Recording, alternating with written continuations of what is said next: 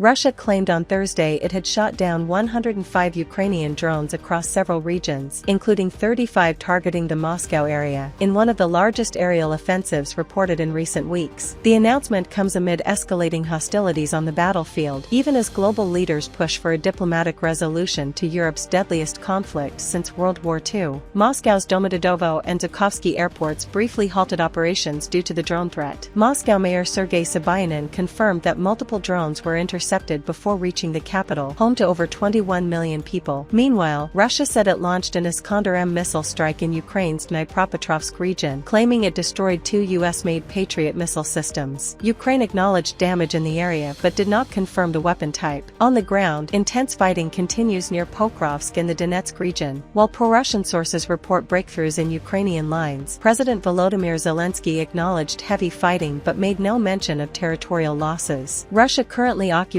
nearly 20% of Ukraine, including Crimea and large parts of the eastern and southern regions, territory it now claims as its own. Ukraine and its Western allies reject these claims, calling for an immediate and unconditional ceasefire. Ukraine is preparing to present a detailed proposal to the European Union next week, urging the bloc to adopt tougher sanctions against Russia amid growing uncertainty over US commitment to the cause. The 40-page white paper calls on the EU to take a more assertive and independent stance, including the seizure of Russian assets and the introduction of secondary sanctions on buyers of Russian oil, targeting countries like India and China. The move comes as US President Donald Trump, after a call with Vladimir Putin, decided against imposing new sanctions, dampening hopes in Kyiv and European capitals. The Ukrainian document criticizes Washington's retreat from coordinated sanctions enforcement, noting the dismantling of key US mechanisms and growing hesitation under Trump. Kyiv warns that a US pullback could undermine EU unity on sanctions and urges Brussels to lead the charge. The white paper also proposes reforms to allow sanctions to be approved by majority vote, sidestepping vetoes from reluctant member states. Despite the shifting US position, Ukraine and European leaders stress the need to maintain pressure on Moscow, arguing that EU resolve alone could still deter investment in Russia and uphold international pressure. Polish authorities are investigating whether explosive devices may have been planted near an undersea power cable connecting Poland and Sweden, after a vessel from Russia's so-called Shadow Fleet was spotted behaving suspiciously in the area. Prime Minister Donald Tusk said on Thursday that a Polish hydrographic ship, ORP 𝐒𝐭𝐬𝐬, remains at sea conducting inspections but has found no alarming signs so far. The Shadow Fleet refers to ships used by Russia to bypass international sanctions, transporting oil, arms, and other goods since the invasion of Ukraine in 2022. NATO has increased security across the Baltic Sea following several incidents involving damaged critical infrastructure, including pipelines and communication cables. Speaking during a visit with naval commanders, Tusk praised the swift and discreet Polish response, which he said deterred the vessel from attempting any hostile action. Defense Minister Władysław Kosiniak-Kamysz confirmed that a Polish patrol flight initially drove the ship away before naval support arrived. The undersea cable, vital to energy cooperation between Poland and Sweden, carries up to 600 megawatts and helps balance power supply between the two nations. Russia's embassy in Warsaw declined to comment, while Moscow has previously denied involvement in similar incidents. The Israeli army has issued evacuation warnings for 14 neighborhoods in northern Gaza, including parts of Beit Lahia and Jabalia. According to an Arabic-language statement, the army said it is operating with intense force in these areas due to ongoing activities by what it described as terrorist organizations. A similar warning had also been issued the previous evening in response to reported rocket fire from the north. Meanwhile, in the United States, the Israeli Foreign Ministry has confirmed the identities of 2 victims killed in a shooting near the Israeli embassy in Washington. The victims were Yaron Lishchinsky and Sarah Lynn Milgram. The shooting occurred outside the Capitol Jewish Museum following a Jewish event. AFP reports that Lishchinsky also held a German passport, citing a German diplomatic source. In the wake of this attack, France has taken additional security measures. Interior Minister Bruno Retailleau has ordered enhanced surveillance at sites linked to the Jewish community across the country. AFP reports that Retailleau instructed police to ensure the security presence is both visible and dissuasive. In Israel, air raid sirens were heard in Jerusalem. The Israeli military says it intercepted a missile launched from Yemen. Loud booms were reported by AFP journalists on the ground. The army confirmed that the missile was successfully intercepted shortly after the sirens were triggered across several parts of the country. Inside Gaza, limited humanitarian aid has started to reach the population after more than 11 weeks of a near-total blockade. Palestinian officials told Reuters that only a small number of trucks have been allowed through.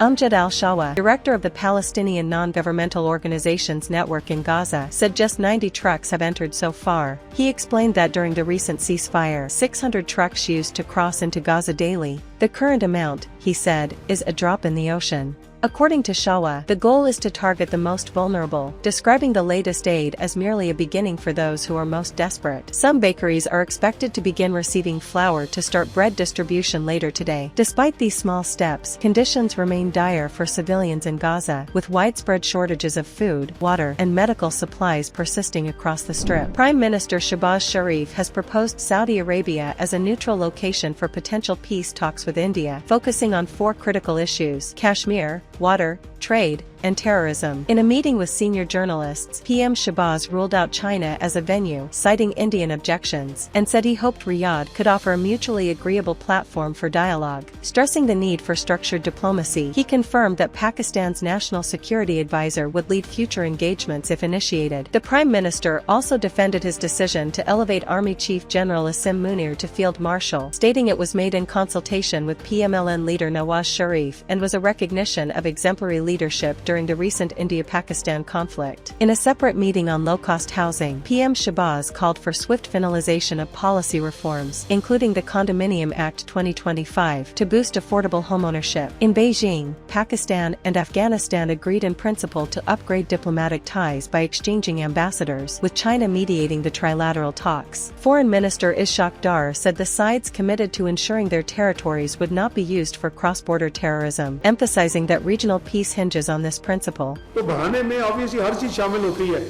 उसमें। अब इस वक्त हमारे relations कई सालों से जो हैं, पिछले चंद सालों से वो चार्ज दी अफेयर के लेवल पे हैं, तो हम अब ड्यू प्रोसेस में सारी चीज़ों को जाहिर है कि ऐसी जो चीज़ होती है वो उसका एक ड्यू प्रोसेस है, उसकी वज़ीर-ए-आज़म तक की इन्वॉल्वमेंट है, उसके स्टेक होल्डर से कंसल्टेशन है, उसके प्रॉज एंड कॉन्स हैं, तो सारी चीज़ें देखेंगे। लेकिन मैं उसको फुली सपोर्ट करता हूं कि हमें तमाम नेबर्स के साथ हमें मामला तय करने चाहिए और उसका कोर प्रिंसिपल ये होना चाहिए कि जी आपके मुल्क से दहशतगर्दी नहीं होगी। Dar also met Chinese counterpart Wang Yi, who reaffirmed China's support for Pakistan's sovereignty and its stance on the Kashmir issue. Meanwhile, Senator Sherry Raymond condemned the recent school bus attack in Balochistan's 𝐒𝐭𝐲𝐬 district, declaring that there can be no talks with such forces of violence. Any kind of terrorism that allows for this, for children going to school with their bags splattered all over the bus, I mean, it is unconscionable. There is absolutely no if or but or explanation. So we have all unequivocally condemned it. We will also be passing a resolution. Dar echoed this, demanding accountability for India-backed militant groups operating in Pakistan. तो ये जो खुजदार का मामला हुआ है जनाब chairman, ये it's not acceptable in any form of manifestation. Pakistan इसको कंडेम करता है और ये इंडियन प्रॉक्सी जो हैं इनको बाज आ जाना चाहिए। हवाओं में और ज़मीन पे जो इनकी हालत हुई है चंद दिन पहले, उससे इनको सबक सीखना चाहिए। In the wake of a deadly bomb attack in Balochistan's 𝐒𝐭𝐲𝐬 district that claimed the lives of 6 people, including 3 school children, Pakistan's Defense Minister 𝐶𝐭𝐲𝐬 Mohammad Asif directly accused India of orchestrating the incident through proxy groups. Speaking on national television, Asif said the Baloch Liberation Army (BLA) and Tehrik-e-Taliban Pakistan (TTP), both operating within Pakistan, were acting on Indian directives, financed and coordinated from New Delhi. हमारे पे जो इल्जाम लगा था उसमें तो कोई पाकिस्तान का कोई दूर तक कोई ताल्लुक जो है वो साबित नहीं होता था, लेकिन यहाँ पे तो बीएलए जो है वो तो टोटली इंडिया की एक प्रॉक्सी के तौर के ऊपर जो है ना वो वहाँ पे लड़ी है। बीएलए और टीटीपी दोनों जो है ना प्रॉक्सीज है इंडिया की। हिंदुस्तान उनको फाइनेंस करता है, वो हमारे यहाँ पे खूनरेजी करते हैं। We'll be able to prove that. ऐसी नहीं खाली खुली बात नहीं है। He pledged that Pakistan would present verifiable evidence of Indian involvement, contrasting it with India's baseless accusations accusations over the Pahalgam attack. Asif warned the international community of what he described as India's irresponsible escalation and stated that while Pakistan does not seek a nuclear conflict, it would not remain passive in the face of such threats.